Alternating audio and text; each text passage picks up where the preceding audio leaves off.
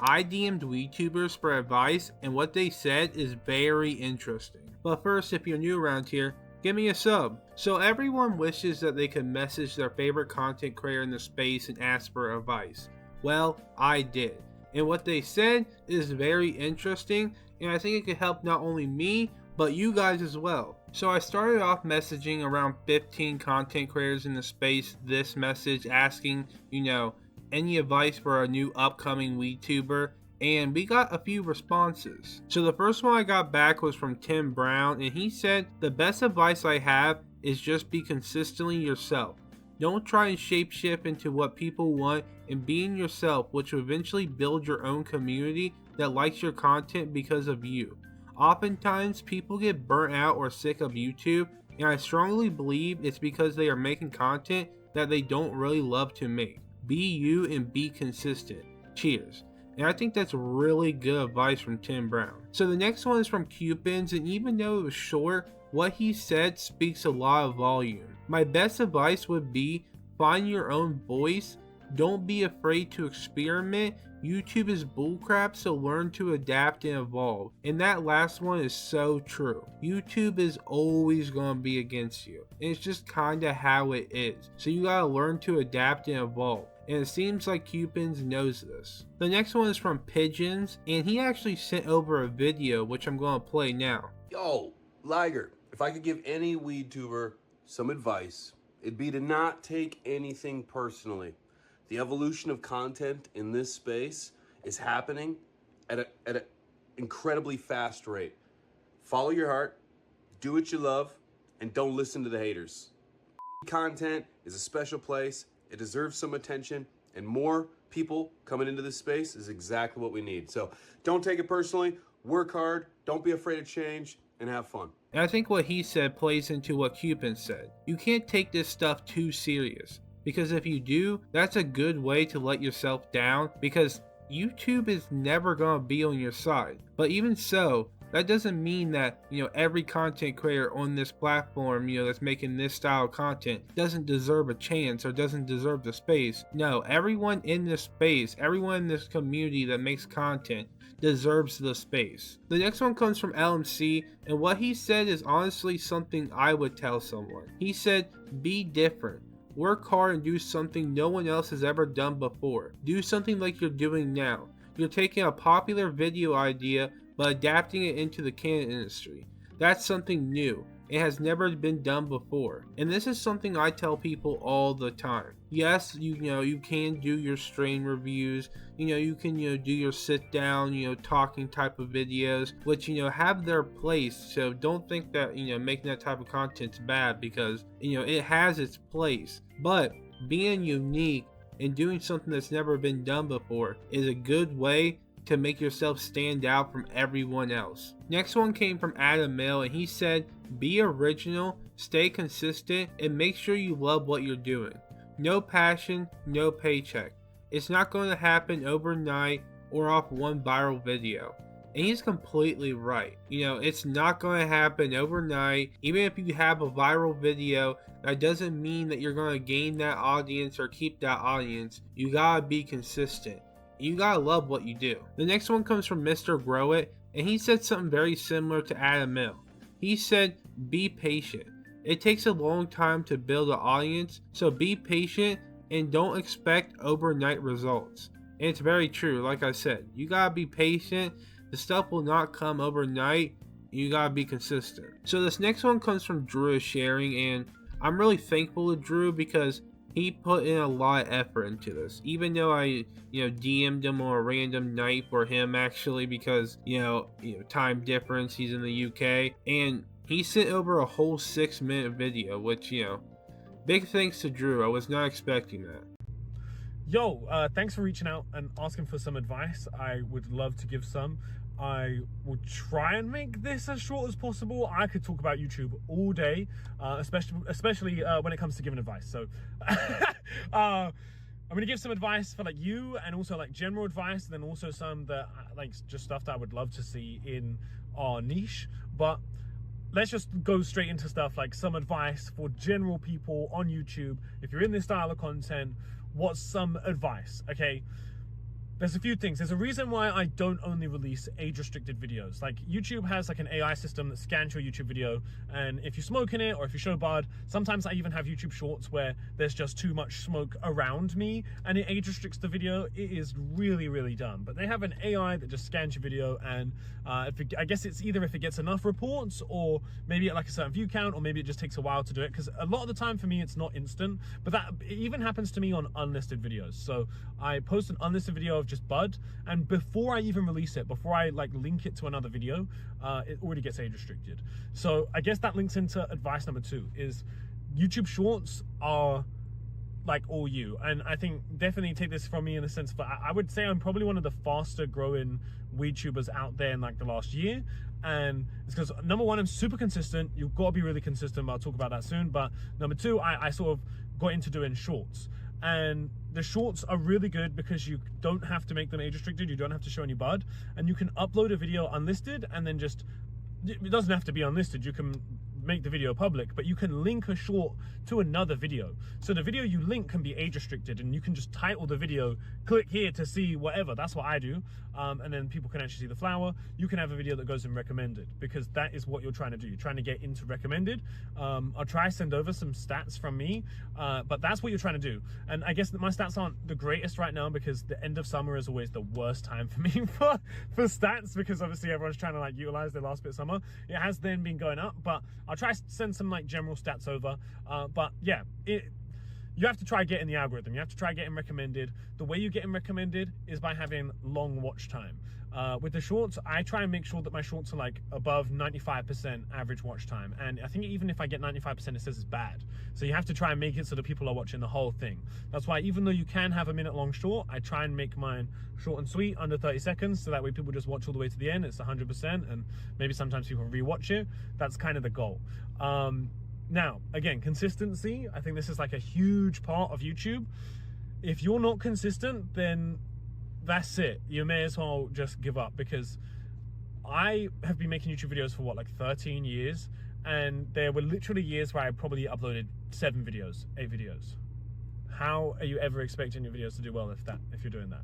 And you can have times where you upload every day and it doesn't do anything, it doesn't get an algorithm. But I can guarantee you, if you upload some sort of quality content, like not just some random stuff, like some sort of quality content that people would actually enjoy, and you do it consistently, like you upload say every day at a specific time, or every 2 days at a specific time, I'm telling you, the way YouTube's algorithm works is at some point it will push that out and it will show it to people, and if they like it, it will show it to them again plus more when you upload another one. And then if you're super consistent, it just builds it up. Like even when I started doing my shorts, I started doing them when I was at like 200 and something thousand, like maybe like 280,000 subs. And even then, because it's shorts, it's like a different kind of algorithm to your normal full videos. So originally my shorts did worse than my normal full videos. But because in this last year and a half since I started the shorts, I'm so consistent with the shorts compared to my full videos that my shorts now do better than my full videos, right? Because I upload like 1 or 2 shorts every day, and because they're just in their algorithm every day, like I'm sure you guys have seen it, like sometimes I get sent pictures where it's like every single video in the shorts is mine. Like it's actually crazy. So yeah, consistency is key. Now, there is stuff that I would love to see. Now, one piece of advice specifically for you, Liger, you need to get a better microphone. I don't know what microphone you're using right now, but get a Shure SM7B and get like a Focusrite like thing for the audio interface. It will change so much. It will change so much. I say this as I'm recording this on my phone, but trust me, a good microphone goes a long way. Although I feel like it has gotten better quality with you recently, so I don't know if like you have done some sort of upgrade recently, but it could definitely be better. The microphone is almost better than video a lot of the time, and there is still some stuff that I would love to see. Okay, there's one type of video style that I actually really miss. Asola used to make them. I think he still does, but just nowhere near as often, and probably not the same dispos that I would have liked from before. But like, bro, I miss dispo tours. There's a reason why I make my Amsterdam coffee shop tours where I show all the menus and I show them in the shorts and the full videos, because that's the place where I have access to be able to do that. I would love to see that same content, but in America, in Massachusetts, in Michigan, in Cali, in Oregon, Washington. How is there not somebody in each state that's going around dispensary hopping, trying to find the best dispo, like, and doing like a big haul? Like, I think one of my favorite videos ever is Dope Asola's spending $1,000 in Connected. That's a really good video, even though in this day and age, I feel like you'd have to have the video like a lot more choppy, fast-paced to like keep people's attention and stuff. But I would love to see some stuff like that. I would love to see just people showing off their local stuff. I say that as I buy loads of import and show off loads of import. But that's... So the video cut out there at the end, but you can't send so long with a video over Twitter DMs. So, anyways, big thanks to Drew for doing that, because, me being me, I totally forgot about the time barrier and DM'd him at a really weird time for him. It was at like 2 in the morning, but even so, he recorded a whole 6-minute video with a lot of effort. So big thanks to Drew. And the advice he gave to me and just the general advice he gave is really, really smart. Like, obviously the mic thing, you want to be investing into your equipment. And I've done a little bit of investment, but we're going to be doing some big upgrades to the mic quality here soon. Just, stay tuned for that. But the other stuff like staying consistent and, the shorts, linking your videos with non-age restricted shorts, that stuff is really, really, really smart. So the next message comes from StrangeCentral, and he has some really good advice for just content creators in general. Here's my biggest piece of advice for really any internet creator. Remain unapologetically you. Don't let your audience or trends dictate your voice. Mental health is something to always keep first, and routine is key. Create things that you enjoy, and you'll naturally find like-minded people that enjoy what you create. Once you build an audience, always remember, they teach you as much as you teach them. You're always equal. Numbers are just numbers, and growth doesn't matter at all if you can't look back and enjoy everything you've created. And that's some really good advice from StrangeCentral.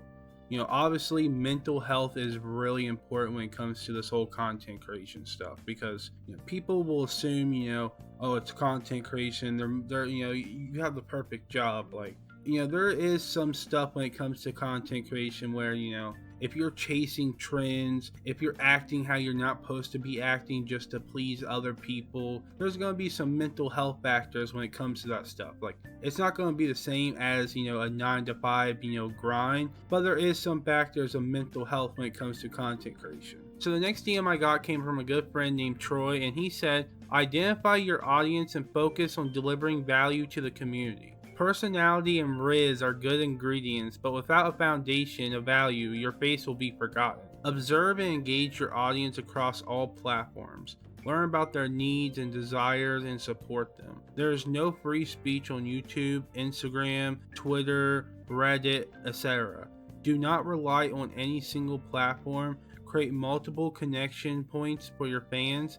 Build your own website. Focus on positive energy and ignore the haters. They're contributing nothing. And that's really good advice from Troy, because we already talked about this in this video, but you cannot trust YouTube, let alone any other platform. You really do gotta focus on your community and seeing what they want, because you're gonna, once you start worrying about platforms, you take away from your community, because you're worrying about, will I get age restricted, will I make money from this, stuff like that. So it is really important to focus on your community. So the next one comes from Mr. THC, and he said, be creative and original. Age restriction are the #1 thing holding you back from hitting the algorithm. Find a way to make content that doesn't get age restricted, like YouTube shorts or live streams. If you blow up, try and not get too lost in the sauce. And that's very similar to what Drew Sharing said. You have to find other ways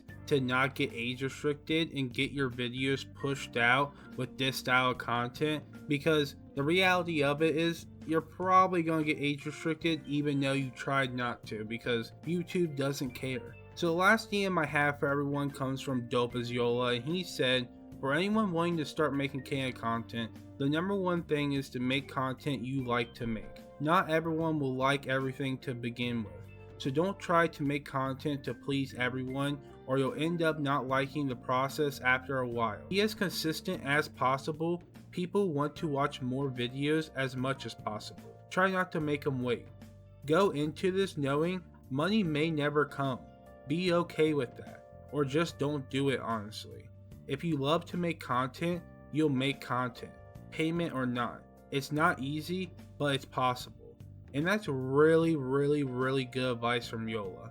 Obviously, you can't get into this for money because then you'll get burnt out extremely quick. You have to be here for the content, and you gotta be consistent with that content. So with that being the last message, this is the end of the video.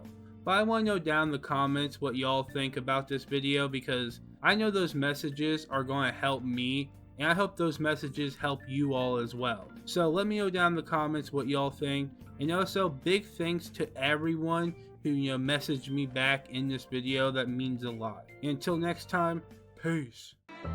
She said I could have it. 2016 little bitch, I'm a savage. Johnny Depp's to a bitch, make all the baggage. Then I feel like I'm a fucking bandit. RIP, just walk got perks in the cabinet. Sold them off on my session.